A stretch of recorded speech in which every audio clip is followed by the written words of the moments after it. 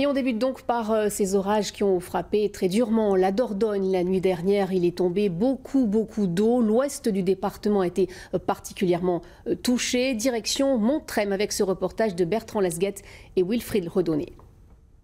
À Montrem, il a commencé à pleuvoir à 23h30 jusqu'à 4h du matin. Des averses monstrueuses. On a pu mesurer jusqu'à 100 mm de pluie en 1 heure, du jamais vu. Moi, ça fait 80 ans bientôt que j'habite le quartier. C'est la première fois qu'on voit des trucs comme ça. Réveillé en urgence, le maire de la commune est sur le pont depuis 1h30 du matin. Je me suis rendu comme j'ai pu. J'ai eu beaucoup de mal parce que déjà les routes étaient encombrées par l'eau qui dévalait des collines. Les ruisseaux étaient saturés, les fossés également. Donc les routes se sont très vite bouchées. J'ai réussi à accéder ici. Et là, on a vu les dégâts. Alors après, on a pris contact avec les riverains. On a pu constater quand même que certains avaient été touchés, donc des personnes doivent être relogées. C'est le ruisseau Montancé en furie qui a causé des dégâts. Dans ce jardin, l'eau est montée jusqu'à 1,50 m. Le petit chat a réussi à se sauver en montant à l'étage. À côté, un chien est mort noyé. La seule victime, mais les dégâts matériels sont lourds. Le cauchemar, c'était au réveil. Oui, j'imaginais un réveil différemment, quoi. Voilà, un lundi pour aller travailler et pas un lundi à rester chez moi pour constater que j'ai 3 voitures sur le parking qui sont foutues. Enfin voilà quoi, c'est... Elle ne démarre plus? Non, il y a de l'eau partout dedans. Voilà. Dans l'urgence, la solidarité s'organise. Des ouvriers d'un chantier voisin ont prêté leur pelle mécanique pour dégager la boue accumulée. Bertrand Lesguet et Wilfried Redonné que nous retrouvons sur place du côté de Montrem. Bonjour, où en sommes-nous ce midi sur le front des inondations ? Bonjour Marie-Pierre, alors nous sommes à Montrem, alors vous le voyez derrière moi, il y a 1 heure, cette place, elle était remplie d'eau. Maintenant c'est l'heure de évacuer les gravats.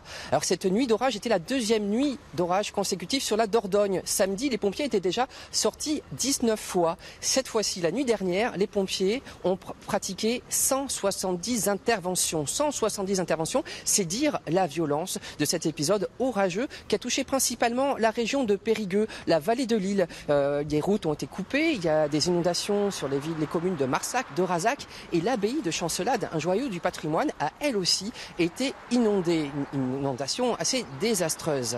Et par ailleurs, nous avons pu nous-mêmes observer un éboulement sur l'autoroute A89 entre Périgueux et Saint-Astier, un éboulement qui a perturbé la circulation. Nous avons pu voir sur la chaussée des débris de rétroviseurs, c'est dire que certains automobilistes ont dû avoir la frayeur de leur vie. Merci Bertrand. Reportage complet ce soir dans l'édition locale de France 3 Périgord. En Gironde aussi, plusieurs dégâts à signaler dans le secteur de Libourne. L'eau est montée très vite. Ça a notamment envahi les sous-sols du tout nouvel hôpital.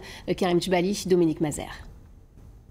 Tout a commencé à 2h du matin. L'alerte a été donnée. Une inondation de 5 cm d'eau au magasin général situé en sous-sol après les trombes d'eau qui sont tombées dans la nuit. Les cuves prévues initialement dans le bâtiment ont dû être saturées par les précédentes pluies parce qu'on a des pluies continuellement qui s'abattent sur nous. Les systèmes d'évacuation de ces cuves ont fait leur travail puisque nous n'avons aucun arrêt de nos pompages automatiques. Mais ce pompage a été peut-être insuffisant, manifestement. Une dizaine de véhicules de pompiers ont été rapidement engagés pour ce sinistre. Une inondation qui n'a pas entravé le fonctionnement du service hospitalier. La prise en charge des malades a été assurée sans aucune difficulté dans les étages supérieurs, puisqu'ici il n'y a aucune prise en charge de malades, il n'y a aucun équipement lié à la prise en charge des malades. Et les systèmes de SAMU et des urgences sont dans un autre bâtiment qui, lui, n'a absolument pas été touché. Reste à savoir la raison de ce sinistre. Les services techniques de l'hôpital reprennent le déroulé exact des événements de cette nuit pour anticiper sur de futures inondations. Dernière image sur les conséquences de ces orages en provenance des Pyrénées-Atlantiques. Suite aux précipitations, le niveau du Gave de Pau est monté. Prudence, un bulletin de vigilance crue jaune a été émis. Des débordements sont possibles dans le secteur de Naï.